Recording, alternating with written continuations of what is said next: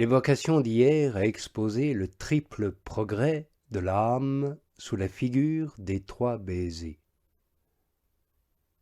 Cela ne saurait vous être sorti de la mémoire. Cependant, il me faut approfondir ce thème par l'entretien de ce jour, dans la mesure où Dieu, en sa douce bonté, daignera seconder mes pauvres efforts. Nous avons dit, si vous vous en souvenez, que ces baisers sont pris sur les pieds, sur la main, sur la bouche. À chaque partie, son baiser propre. Le premier consacre les prémices de notre conversion. Le deuxième est accordé à ceux qui progressent. Le troisième est une expérience réservée au petit nombre des parfaits. C'est seulement par ce dernier baiser que commence le livre biblique sacré dont nous avons entrepris le commentaire, et c'est à cause de lui que nous avons ajouté les 2 autres. À vous de juger si c'était nécessaire. En effet, il me semble que la tournure même de la phrase invite tout naturellement à se renseigner sur ces baisers préalables. Il serait fort étonnant que vous aussi vous ne voyiez pas qu'il doit y avoir un ou plusieurs autres baisers dont l'auteur a voulu distinguer celui de la bouche, en disant qu'il me baise d'un baiser de sa bouche. Pourquoi, en effet, alors qu'il aurait suffi de dire simplement qu'il m'embrasse, a-t-il néanmoins ajouté d'une manière précise et expresse, contrairement à la manière normale de parler, d'un baiser de sa bouche? Pourquoi, sinon, pour montrer que le baiser qu'il demandait était le suprême, non l'unique? En effet, ne disons-nous pas ainsi entre nous « embrasse-moi » ou « donne-moi un baiser » et personne n'ajoute « de ta bouche » ou « d'un baiser de ta bouche ».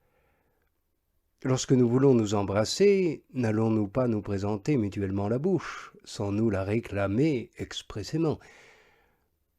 Ainsi, par exemple, celui qui raconte comment le Seigneur reçut le baiser du traître dit « et il l'embrassa », sans ajouter « de sa bouche » ou « d'un baiser de sa bouche ».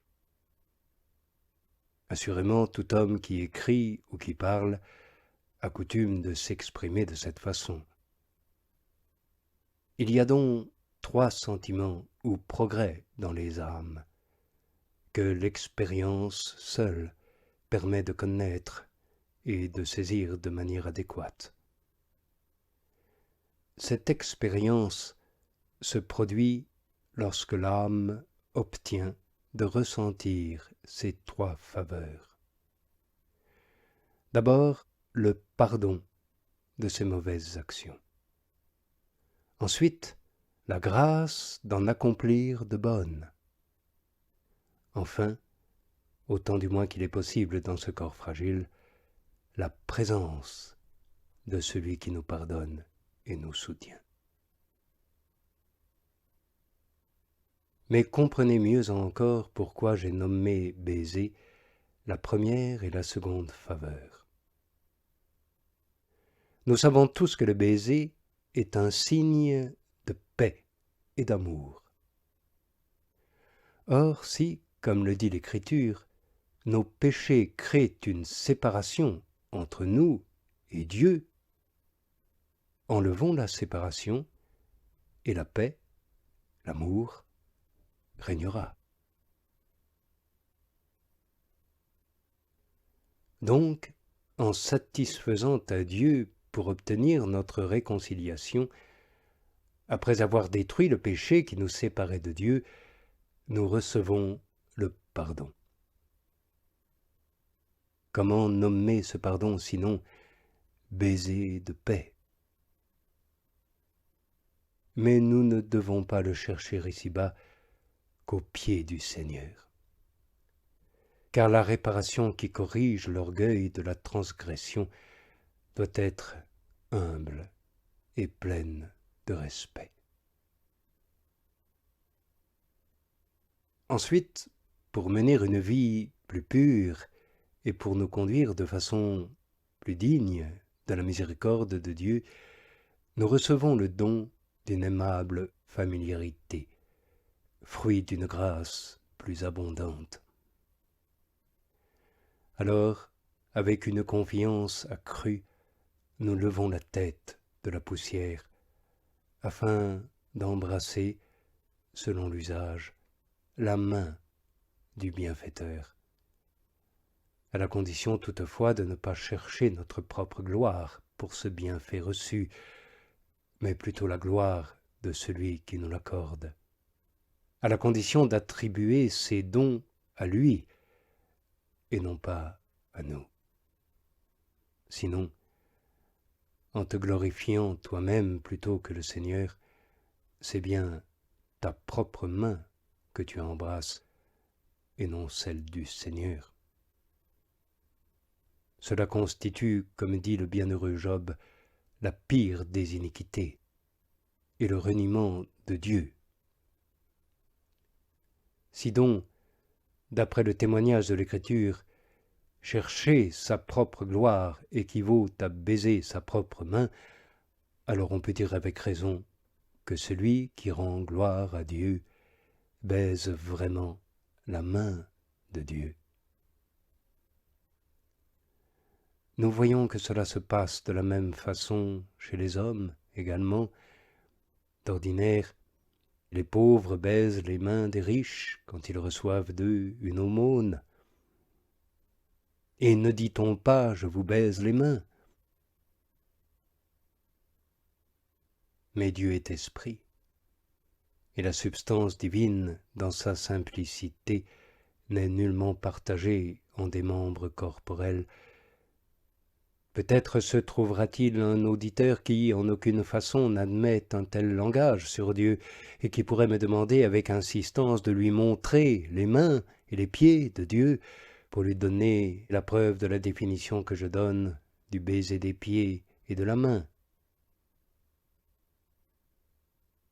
Mais si à mon tour je cherche à me renseigner auprès de mon questionneur lui-même, à propos de la bouche de Dieu également, que dira-t-il ? Qu'il me démontre que les paroles de l'Écriture sur le baiser de la bouche se rapportent bien à Dieu, ou bien Dieu, avec la bouche, possède également les autres membres, ou bien il lui manque l'une aussi bien que les autres. Mais évidemment, Dieu a bien une bouche, par laquelle il enseigne à l'homme la connaissance. Il a une main, par laquelle il donne la nourriture à toute chair, et il a des pieds, dont la terre est le marchepied. C'est bien devant ces pieds que les pécheurs de la terre font réparation quand ils se convertissent et s'humilient. Oui, je dis que Dieu a tous ses membres quand on parle de son action, et non, bien entendu, de sa nature. Ainsi celui qui se confesse tout honteux trouve auprès de Dieu où se prosterner dans l'humiliation. L'âme fervente y trouve où se raviver dans une fraîcheur nouvelle,